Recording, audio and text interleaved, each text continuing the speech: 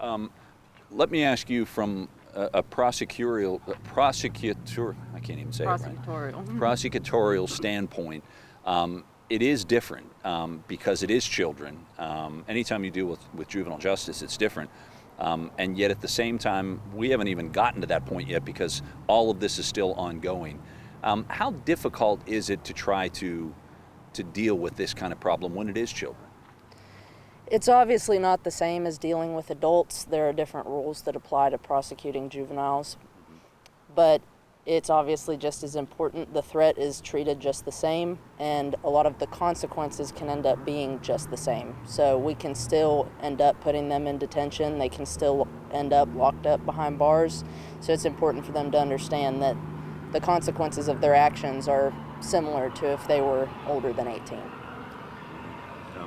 And that's something that I think probably all of you, while you have dealt with juvenile justice in the past, this is an entirely different event.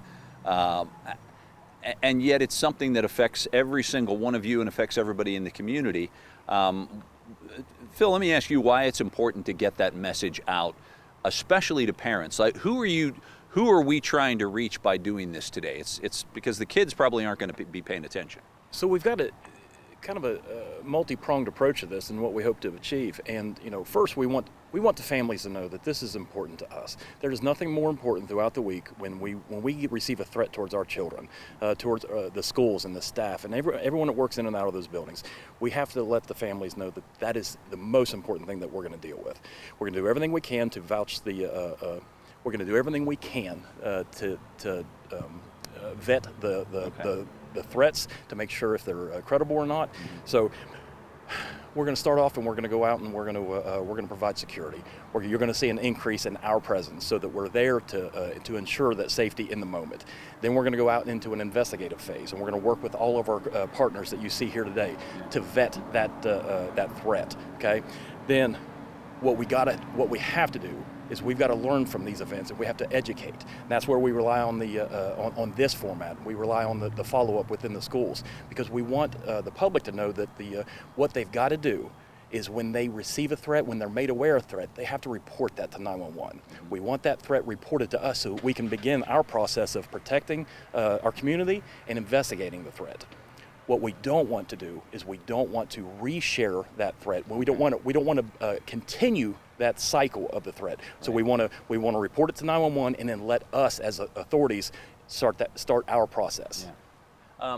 Now let me ask you, from a 911 standpoint, this is the kind of thing that I don't want to use the word panic, but it creates a lot of unrest.